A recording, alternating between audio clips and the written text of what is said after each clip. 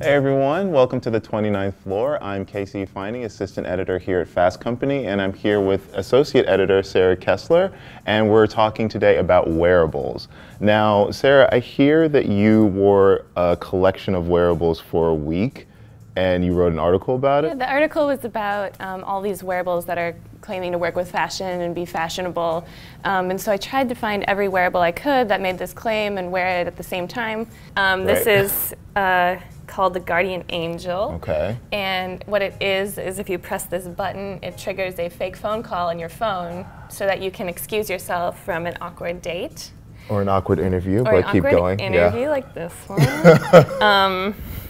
This is called June, and this is a UV sensor, and it tracks how much sun exposure you're getting and makes recommendations about like whether you should wear sunscreen or reminds you to go find shade. Okay. These kind of things, which is important to some people. And this is Shine, and this medallion actually snaps out and you can wear it as a necklace or whatever, but it basically tracks your steps.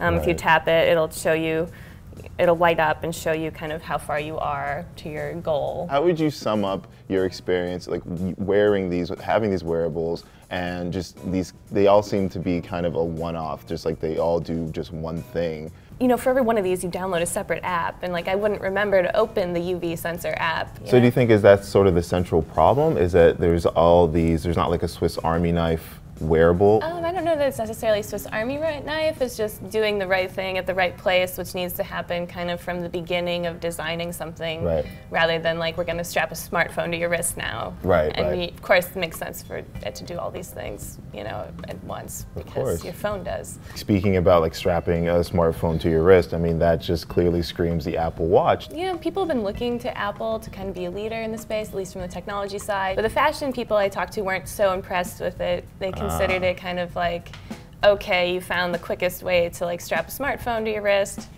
Sure, like your 14-year-old daughter and your father can have the same one and it's appropriate for both of you, but fashion is really personal and about personal expression, and like having different watch bands isn't really cutting it. So I guess like there seems to be a lot of hype around the wearable space, so once all the dust settles and once the hype settles down, like what do you see the future of wearables being?